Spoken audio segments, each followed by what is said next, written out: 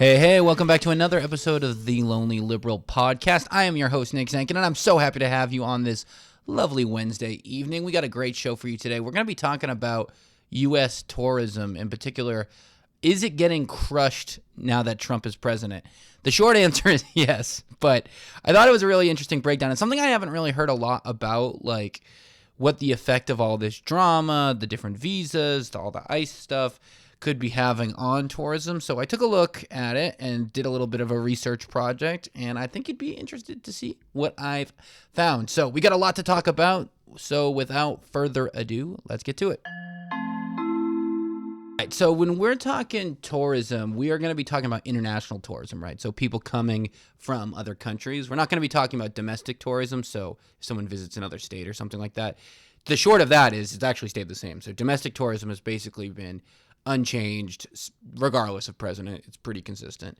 International tourism, on the other hand, is a lot more interesting. So international tourism is around 3% of the U.S. total GDP, around $1 trillion of spend in economic activity. And COVID definitely, obviously, took a big tack on that. So in 2019, it's kind of like a pre-COVID benchmark. We had around 79 million international visitors, and this has effectively rebounded in 2024. So we had 72 million visitors, around 91-ish%. So while not exactly the same, basically we could say, okay, it's rebounded. And every year they do different kind of forecasts to try to figure out, all right, like how many people do we think are going to come? And at the beginning of the year, right, the NTTO projected a 6.5% increase in tourism. So the 2025 year was supposed to be 77.1 million visitors, right? And what's actually happened is it's dropped. It's dropped down to 67 million projected visitors. Obviously, we haven't finished the year. And this is the first decline since COVID in 2020. And it's pretty shocking, right? Because tourism, like a lot of spending patterns, has gone up, especially as the rest of the world gets more and more money, which has been happening now for a long, long time. So we've been just seeing tourism numbers shoot up, and up. And so having a kind of a decrease by 6.5% roughly, that's pretty interesting, right?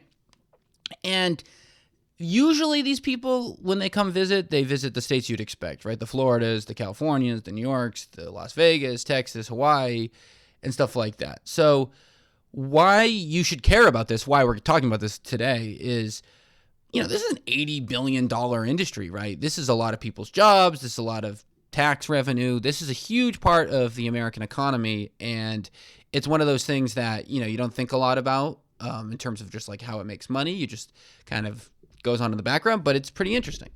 So that's basically the normal flow pattern and what's going on.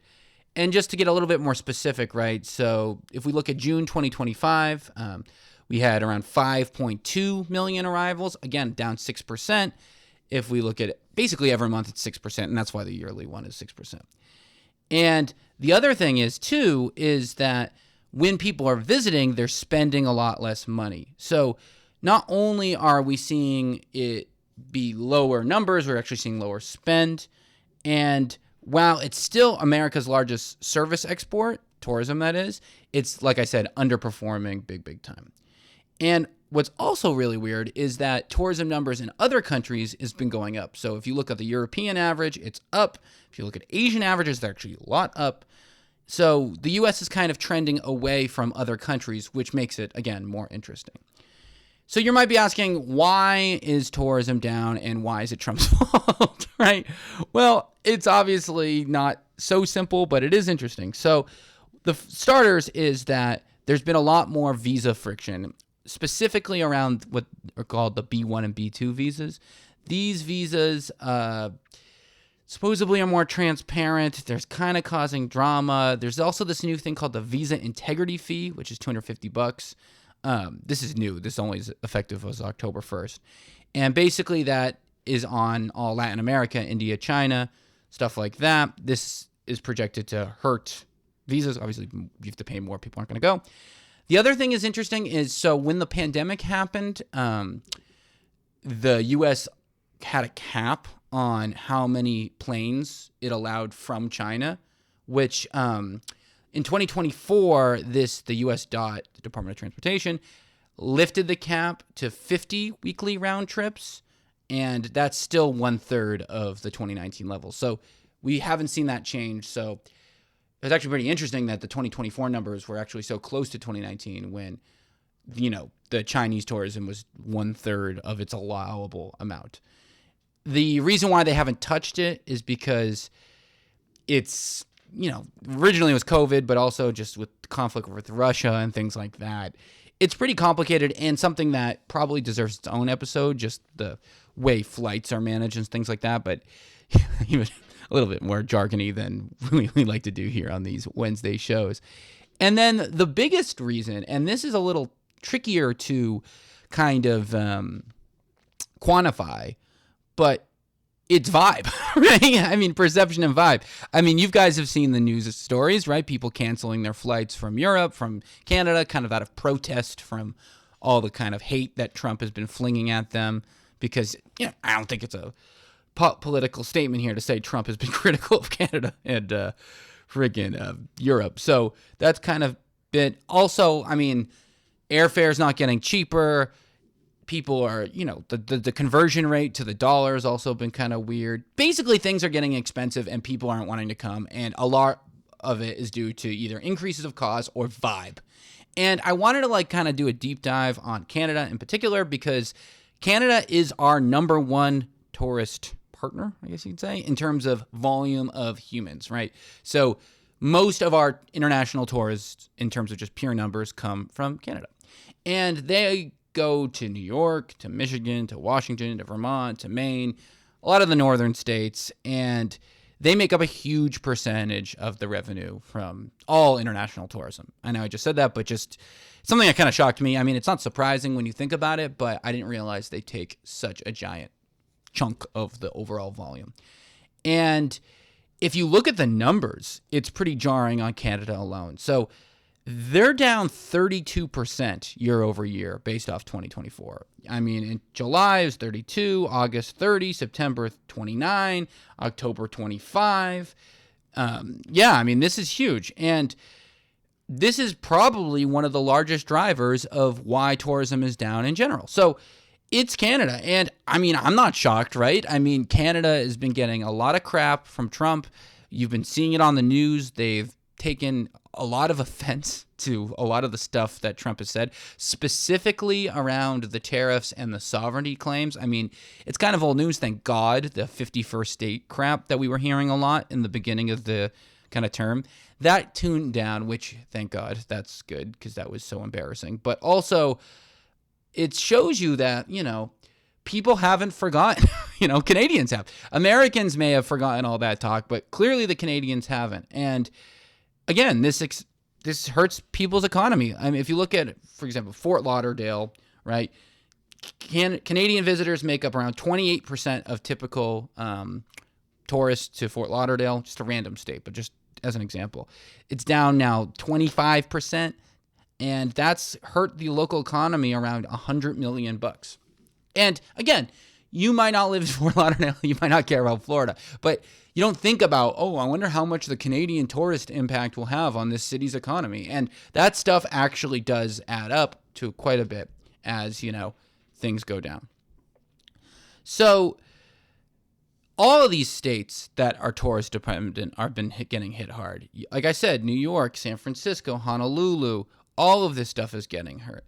And it's one of those things that is culturally driven, right? I mean, the reason why states don't get hurt as much, right, is because A, there's no visas to go state to state, and B, we all use the same dollar, and C, you don't seem to have that degree of kind of protest where a blue state, if you're from New York City, you're not I'm boycotting Texas. I'm never going to go to Austin, Texas, or I'm not going to Disney because, DeSantis says something crazy. Maybe that's where we're heading because this country continues to get more and more divisive. But in general, that doesn't seem to be as nationalistic or loyalist in that way.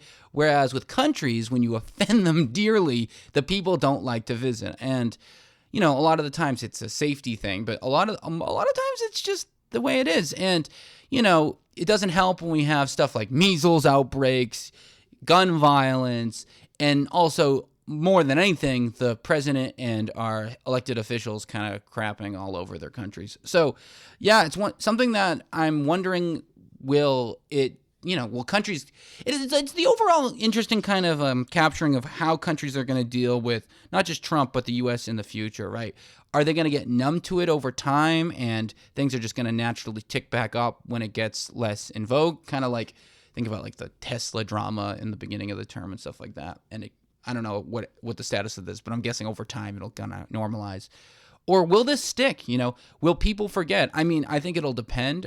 I think Canadians in particular are very much trying to figure out how to not rely so heavily on the U.S., and I think that will really hurt their the states that rely on them for not just tourism but just sales. I mean, remember when we saw with those tariffs, the drama that was happening to farmers and stuff like that. But yeah, it's an interesting topic, and it's something that I'm definitely going to keep an eye on, because it's one of those things that kind of is a specific example, but something that can kind of capture an overall vibe of what's going on.